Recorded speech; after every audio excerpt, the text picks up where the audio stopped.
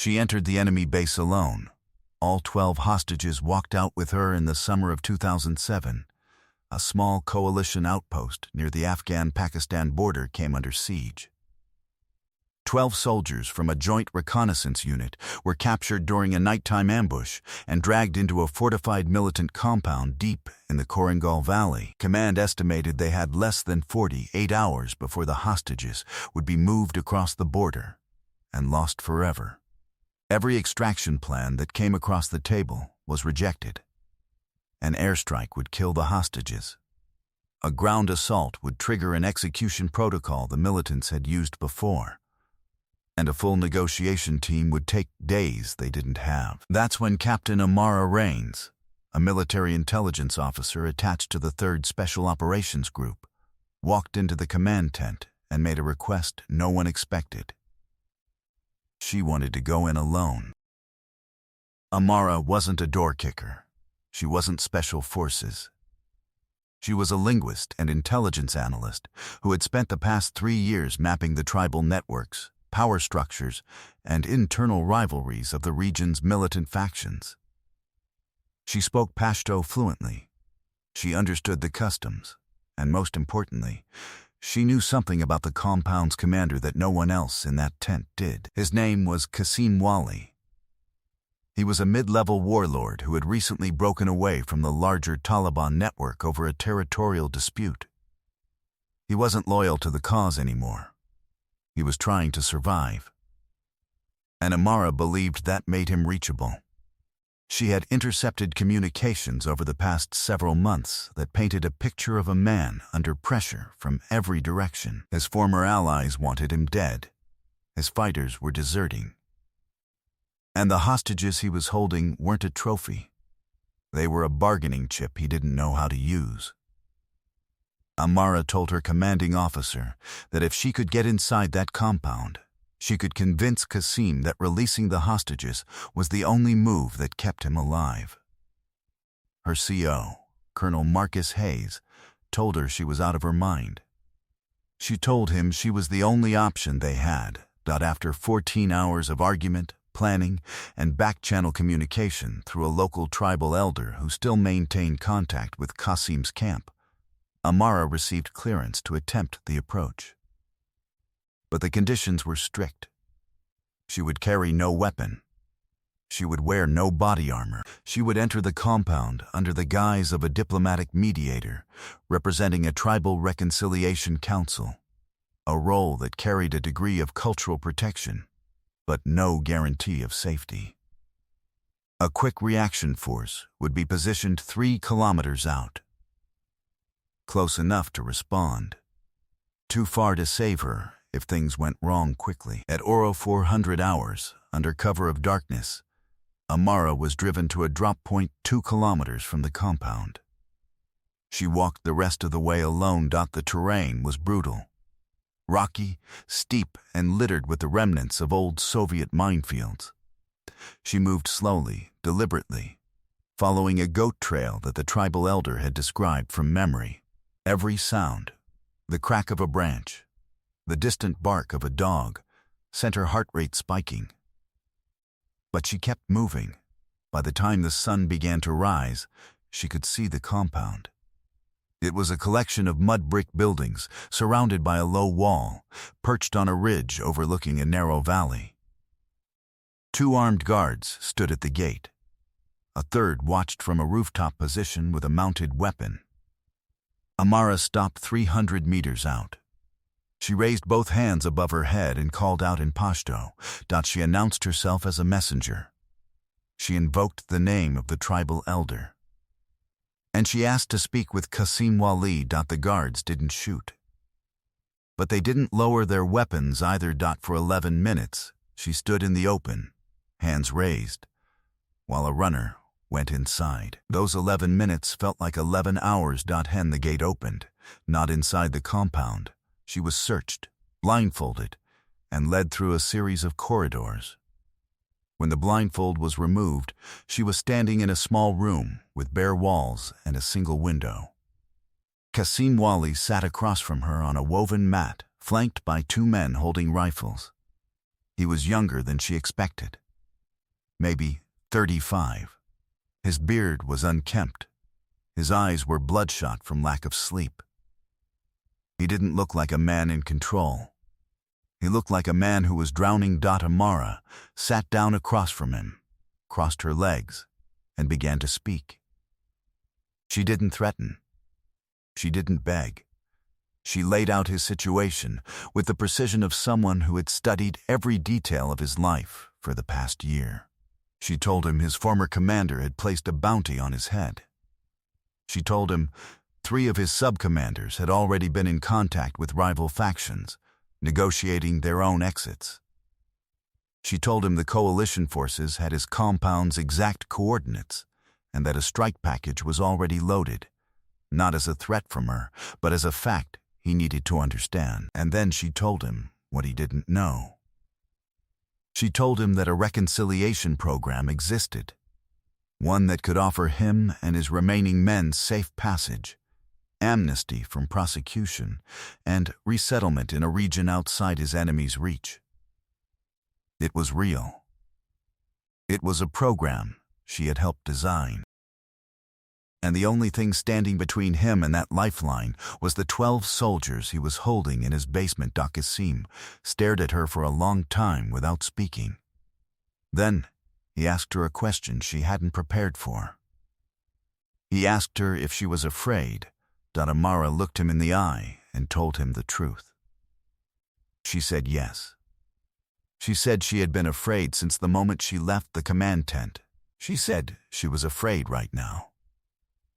But she told him that fear didn't change what was true.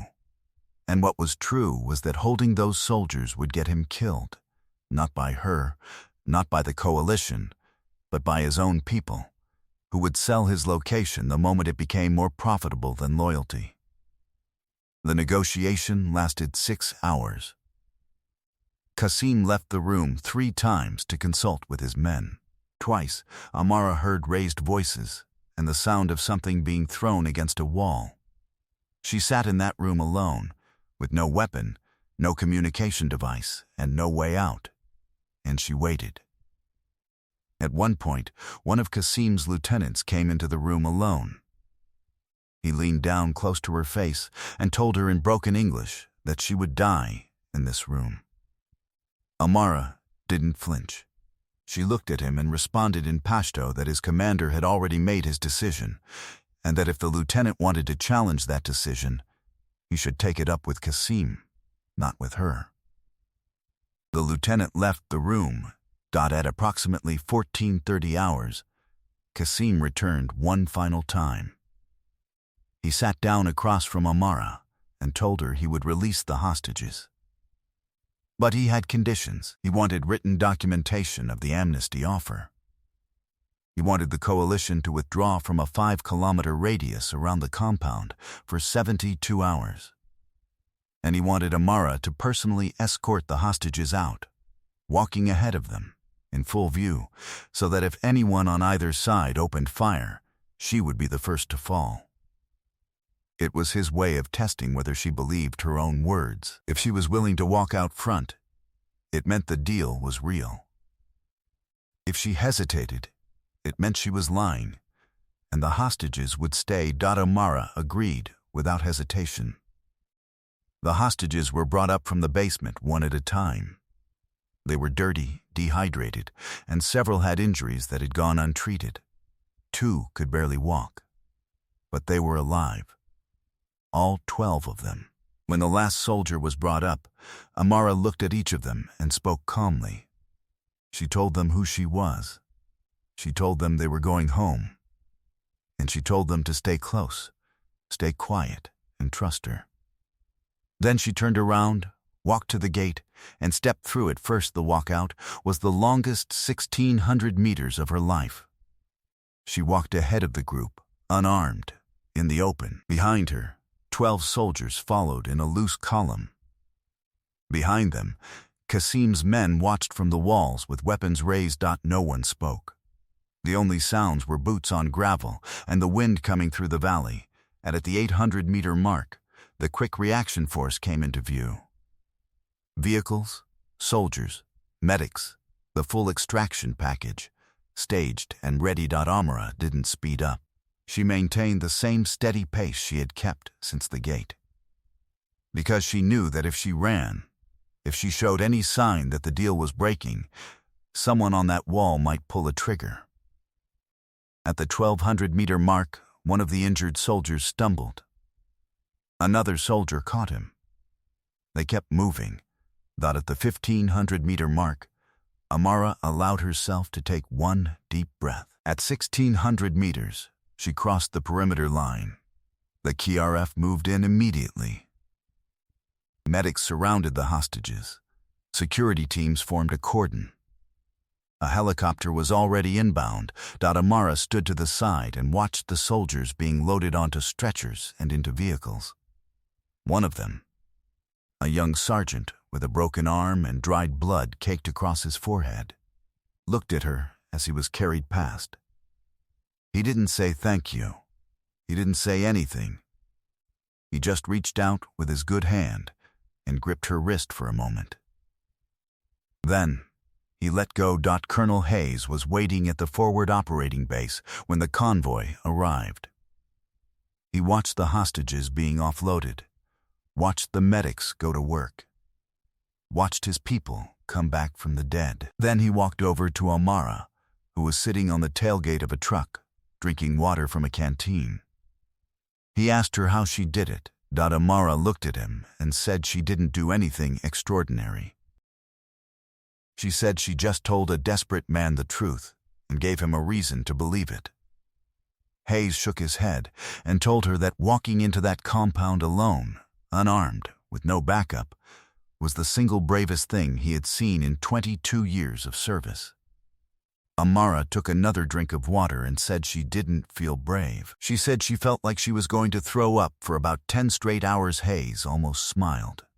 In the weeks that followed, Qasim Wali and 14 of his men entered the reconciliation program. The compound was abandoned.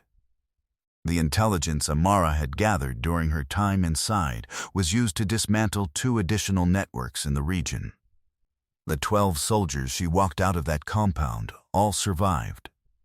Several required surgery. All required months of recovery, both physical and psychological.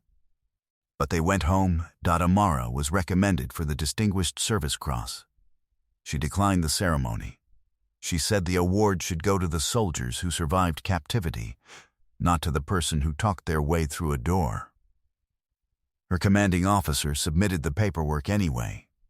Years later, in a quiet interview that was never widely published, Amara was asked what she thought about during those 11 minutes when she stood outside the compound with her hands raised, waiting to see if the gate would open or if a bullet would come instead. She paused for a long time before answering. Then, she said she thought about her mother. She thought about a promise she had made to herself when she joined the military, that she would never ask someone to take a risk she wasn't willing to take herself. And she thought about the 12 people underground who had no idea that anyone was coming for them. She said that last thought was the one that kept her feet planted, because walking away was never an option. Not when she knew they were there. Not when she knew she could reach them. So, she stayed. She waited. And the gate opened. Captain Amara Rains served 2 additional tours before transitioning to a role in conflict resolution and diplomatic strategy. She currently works with international organizations focused on hostage negotiation and post-conflict reconciliation. She has never spoken publicly about the details of that day and has asked that the soldiers she rescued not be identified by name.